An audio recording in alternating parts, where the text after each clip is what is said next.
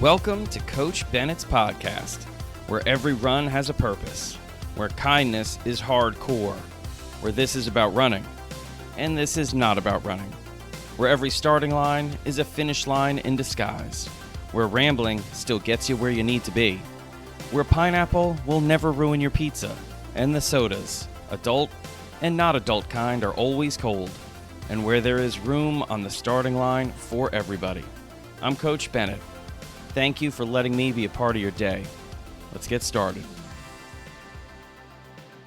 Welcome to episode 56 of Coach Bennett's podcast. This one is entitled Failing, Not Failure.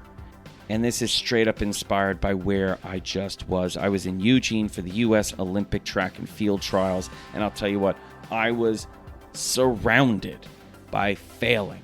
I was surrounded, inundated by failing. People not making it from the first round to the second round, failing to make it from the first round to the second round, failing to make the final, failing to clear that pole vault, failing to clear that high jump, failing to not foul on the runway for the long jump. I was surrounded by this failing going on in what is a three-ring circus, a track and field meet. And what's amazing, what's so inspiring, what's so motivating was all the failing was being done by the greatest track and field athletes in the United States, many of which are also some of the greatest track and field athletes on this planet. And you know what?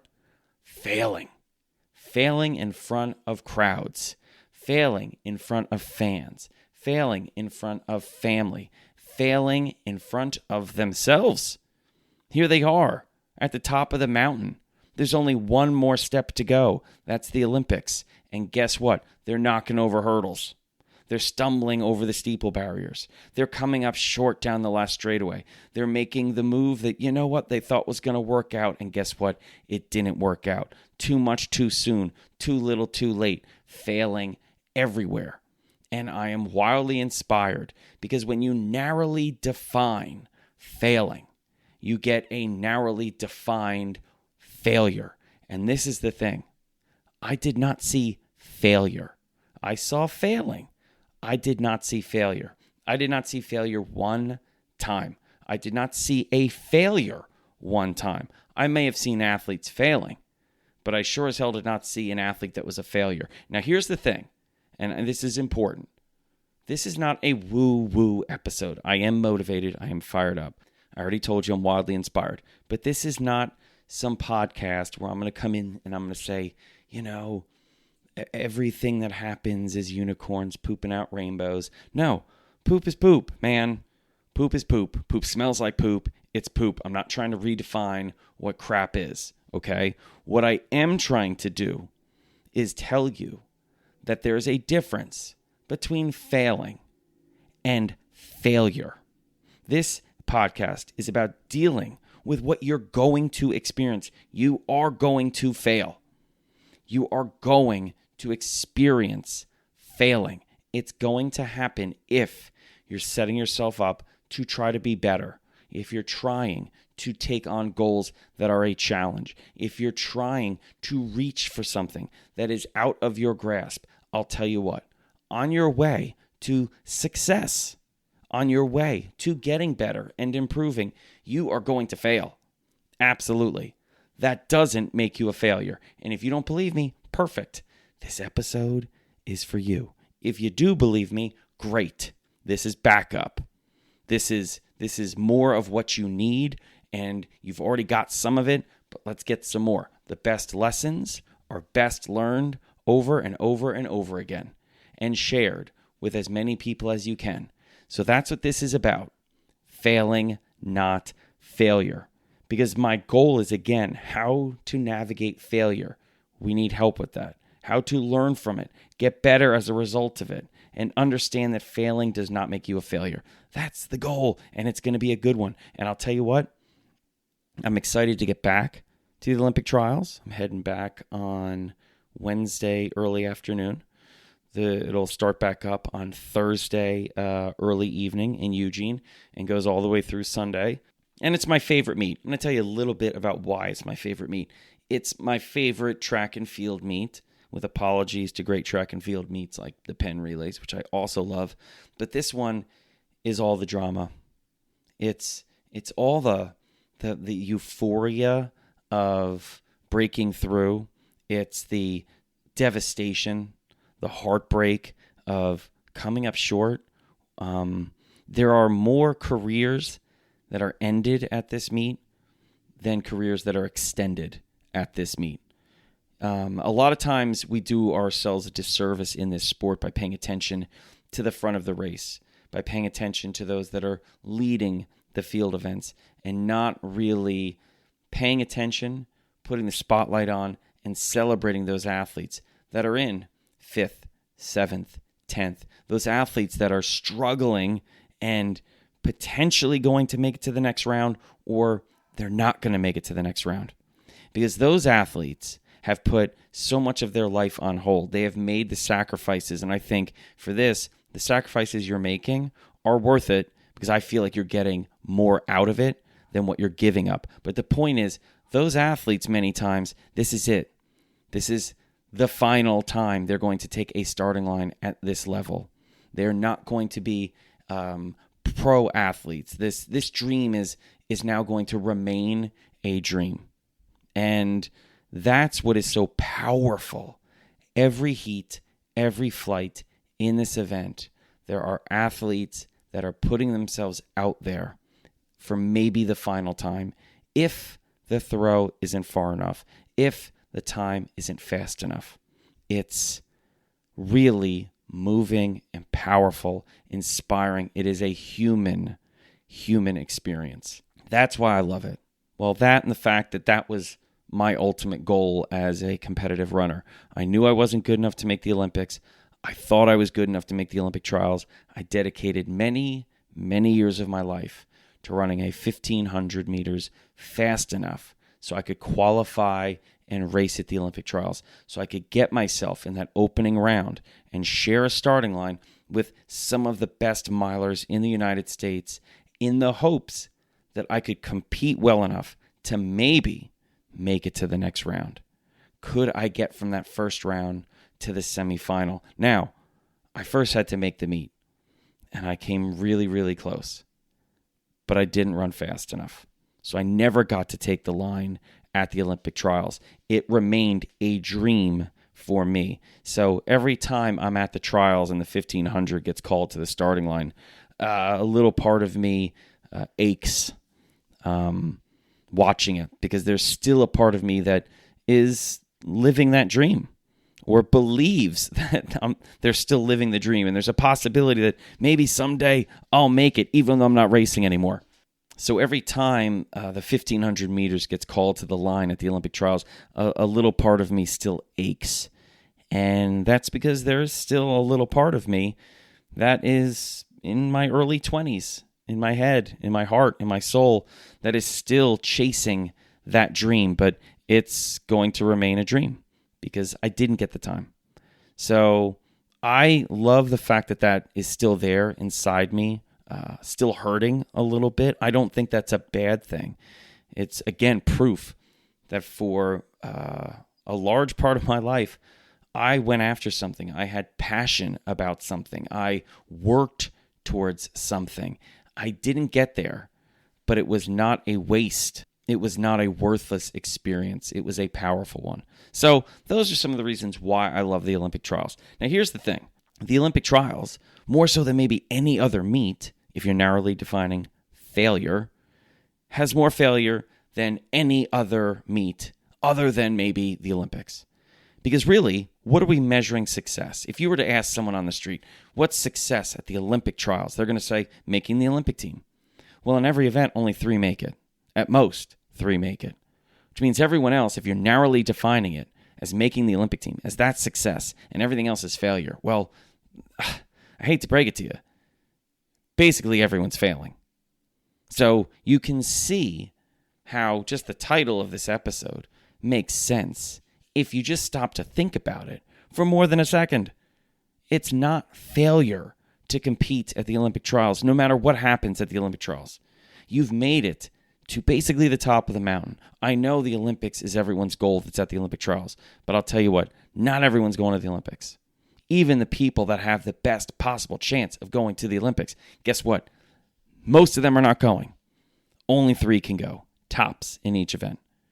So this is what kind of drama is in front of you at those Olympic trials. And I'll tell you what, it relates to you. If you're not training to make the Olympic trials, if you're not competing at the Olympic trials, guess what? This still relates to you because it has to relate to you. If this doesn't relate to you, then what it means is in your life, you're never taking chances. You're never trying to be your best. You're never setting yourself up to do something extraordinary. Because if you're setting yourself up to do something extraordinary, it's really setting yourself up to potentially do something extraordinary. Because there's nothing you're going to achieve in life that's extraordinary that was guaranteed. There's nothing you're going to achieve that is extraordinary in running, in sport, that is guaranteed. There has to be the possibility of failure, and in some cases, the likelihood of failure, which, by the way, also means you're going to need to be courageous and brave, because in order to put yourself in a position of potential failure or likely failure, you need to have some guts, my friend. If you can tell I'm kind of fired up, good, because I am fired up.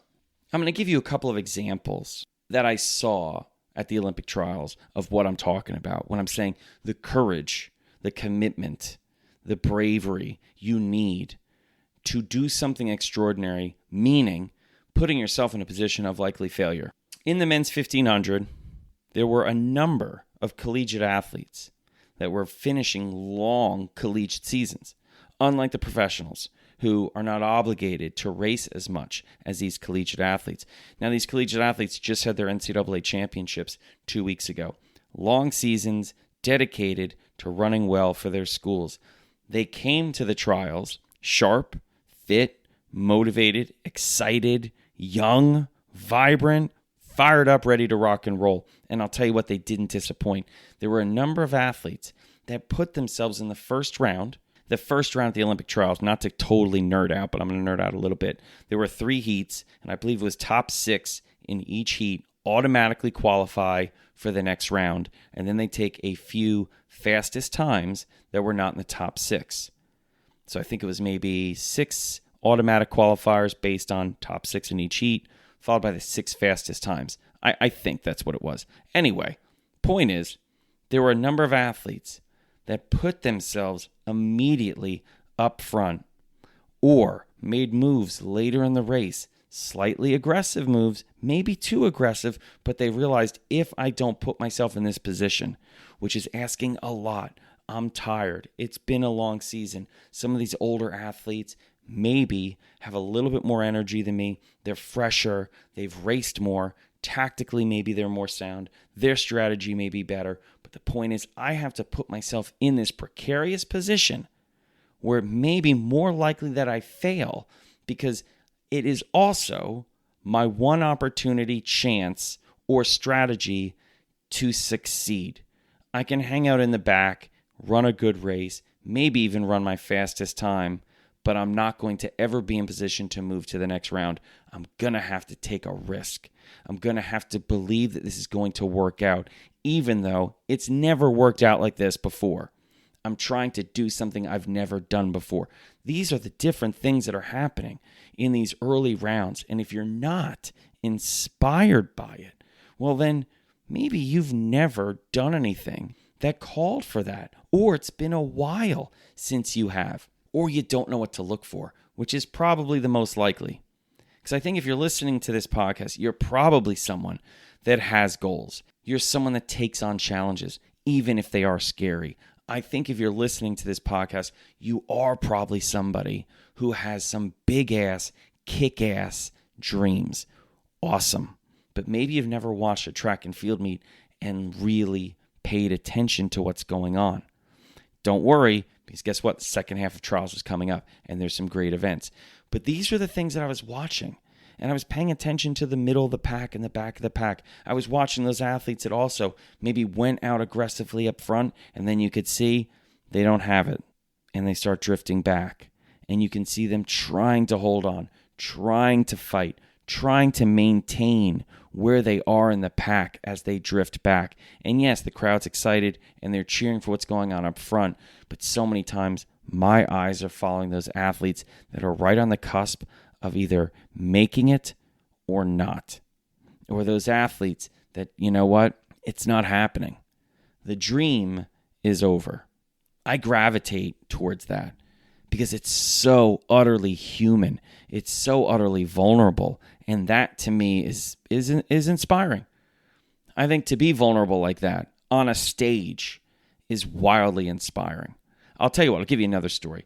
In the men's 10,000 meters, there was a collegiate athlete named Nico Young who the entire 25 laps, by the way, isn't that crazy?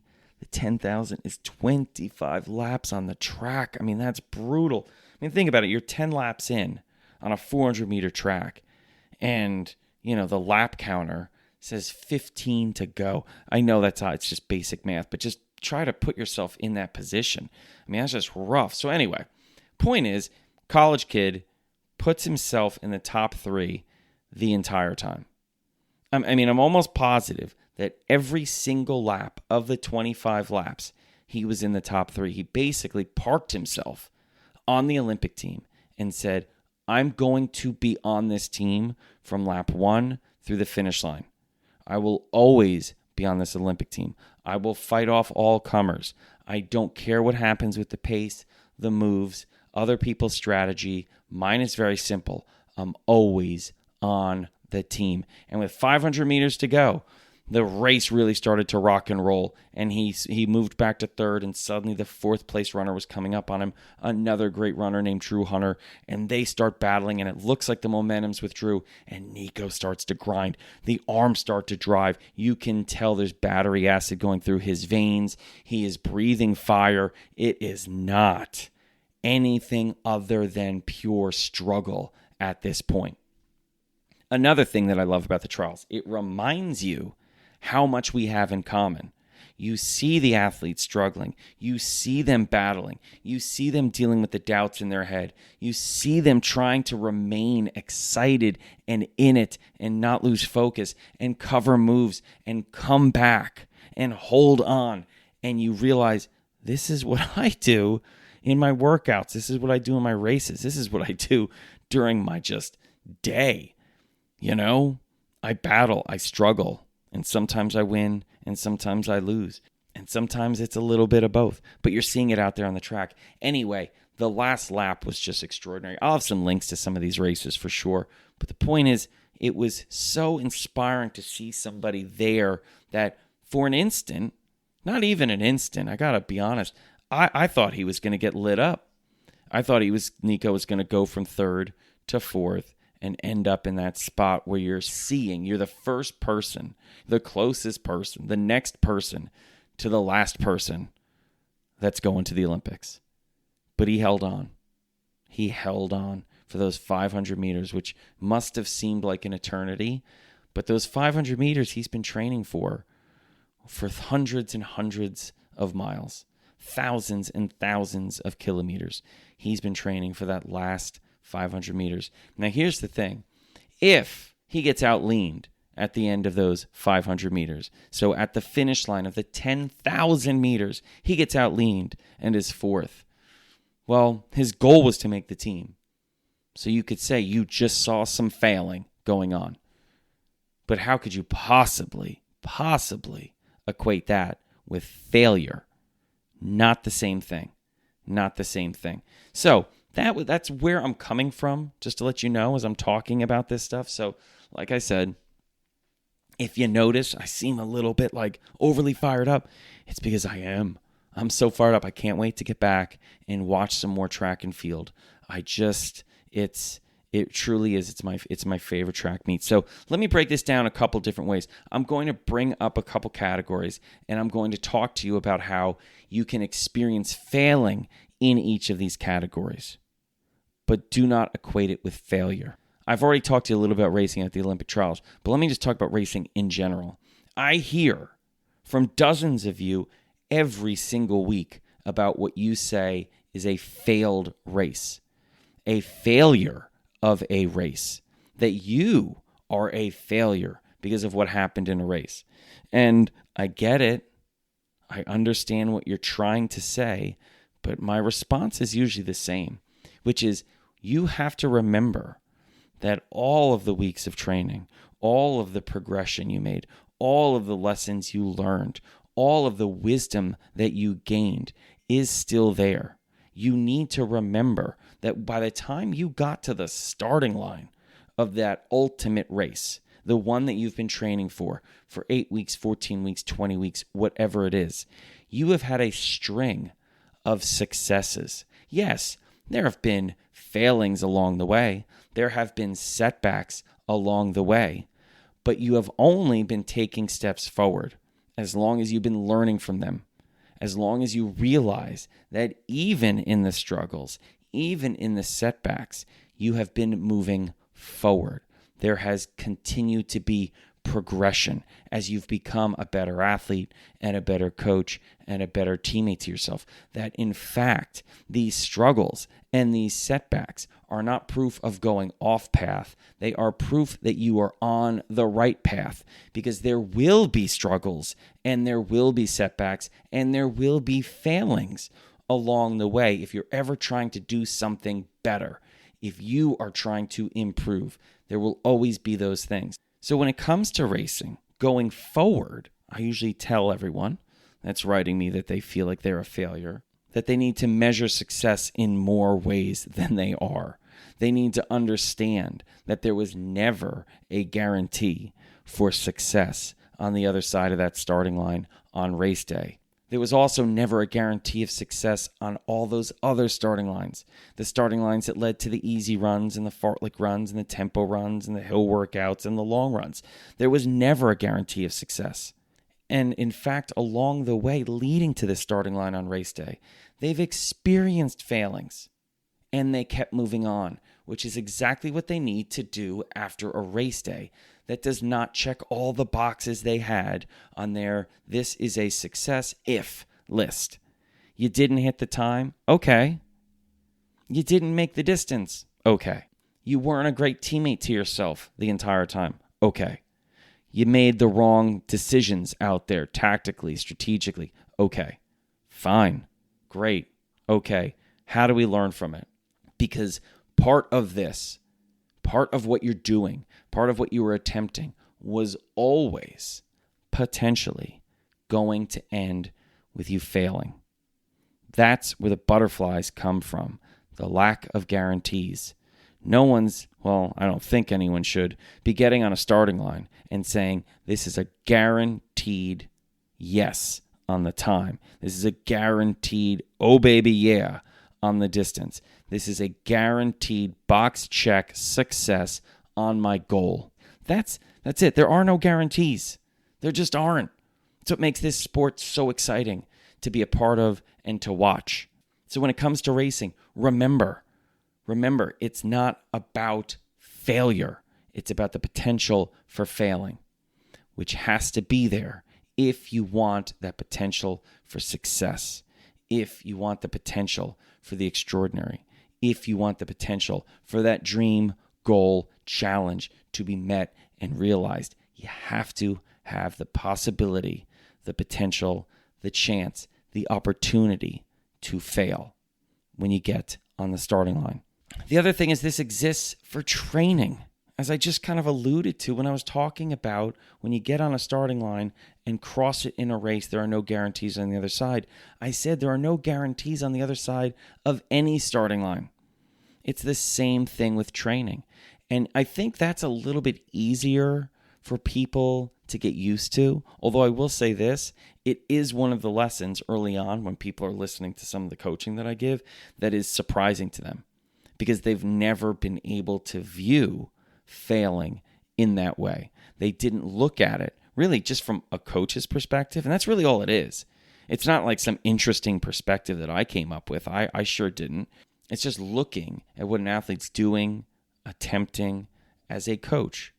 It is part of the game on our way to success to be dealing with failing.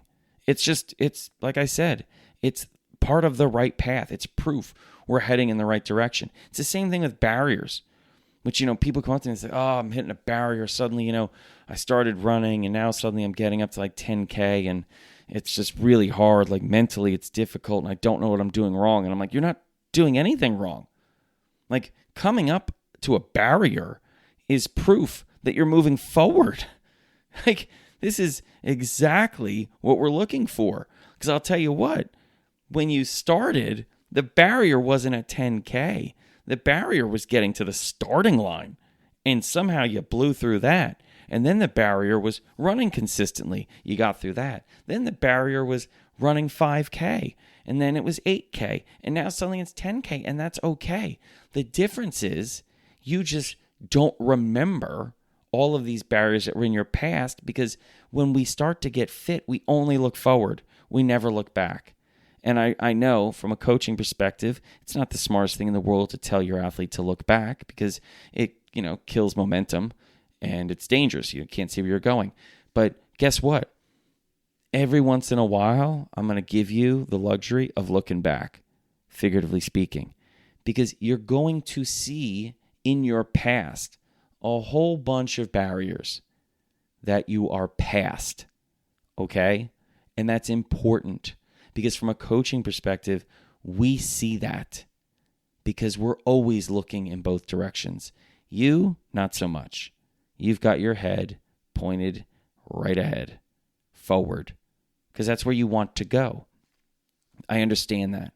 Every once in a while, see where you're coming from. See where you've run, what's behind you, because what's behind you is really going to help push you forward if you know it's there. But if you're ignoring all of these things that you've gotten past and run through, I think you're robbing yourself of some really extraordinary motivation, inspiration. Like I said earlier, earned wisdom, okay? And this is something that you can bring with you in your training. I was on a run the other day, and I was mentioning to someone one of the ways that I measure progression with athletes are their worst runs. Are your worst runs getting better? And again, that's in training, but it can also be in racing. I was talking to a great young miler from the University of North Carolina, Ethan Strand.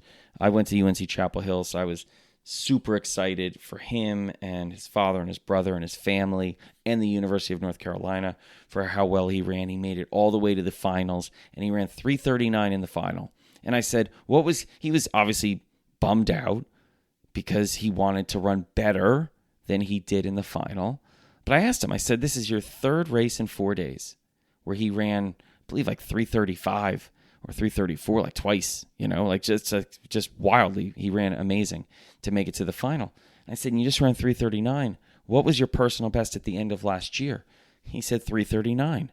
I said, so now 3:39 is your third race in 4 days where you're exhausted and you're bummed out that you ran 3:39.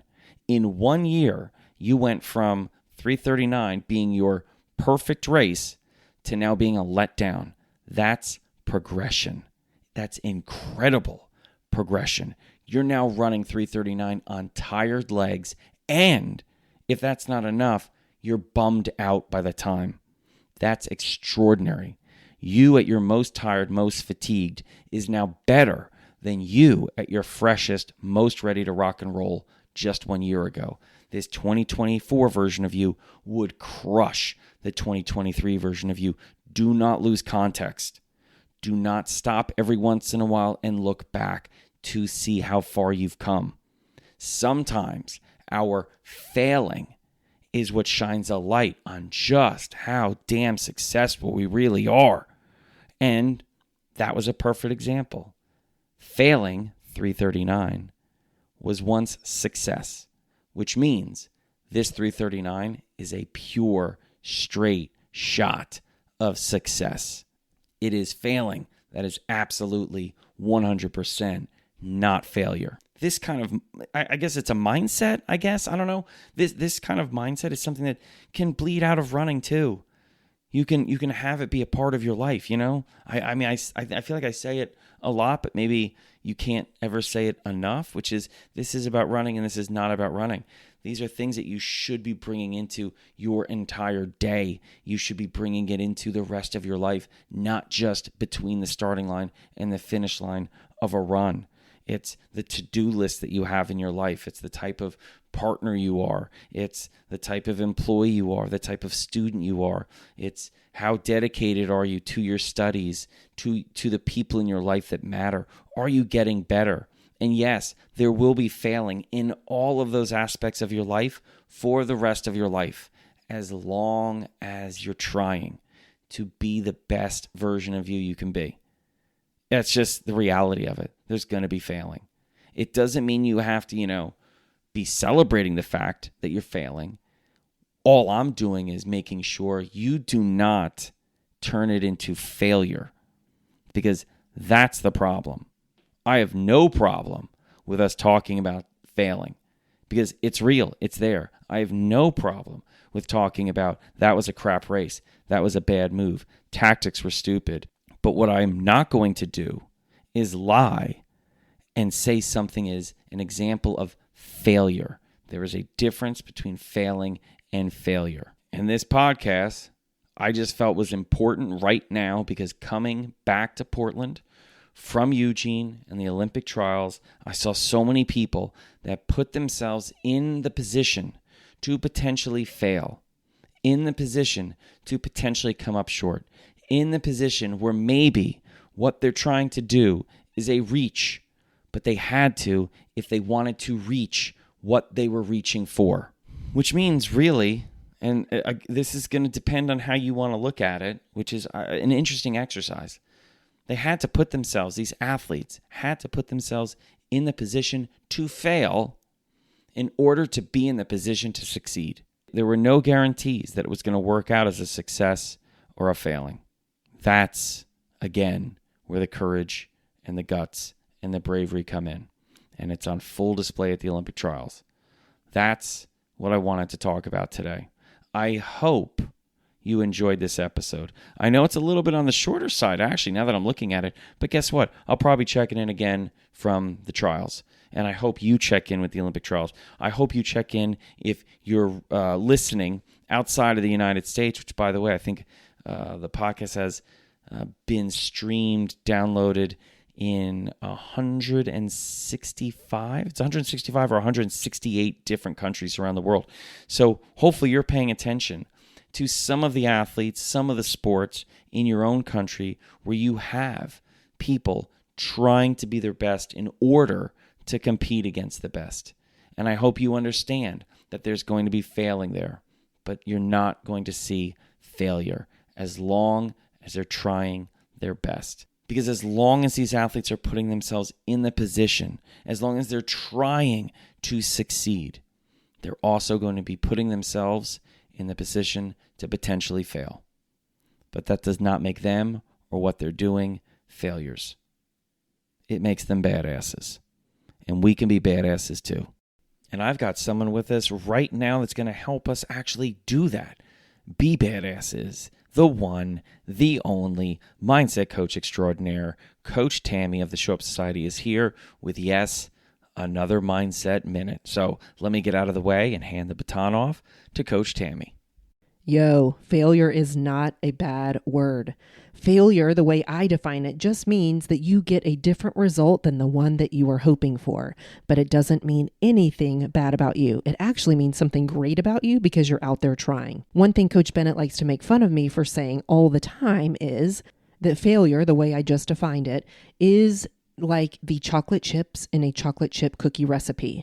Now, I don't mean that failure tastes delicious and melts all over your face. What I mean is that it is essential to success. So just like if you're going to make chocolate chip cookies, you need some chocolate chips in the recipe. If you want success, you're going to need to have some setbacks or failures along the way. If you are achieving a big goal, you're only going to get there after you have overcome some setbacks and some fails. So go out there and get after your goal. And when a fail or setback happens, just go, oh, yep, Coach Tammy said this was going to happen. I can keep going and I can rebound and try again. Okay, that's episode 56. And thank you, as always, for listening. I really appreciate it. I know that I put out a couple of requests at the end of the last few episodes that if you could, please put some reviews up. Thank you to everyone that has done that. A flurry of reviews came in. I really greatly appreciate it. Thank you for sharing the podcast.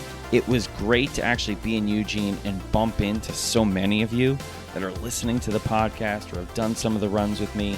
If you're there this weekend, don't hesitate to come up and say hello. I love hearing about how your running's going, and it gives me the opportunity to say thank you for listening and for running with me or reading my newsletter or some of the posts I do.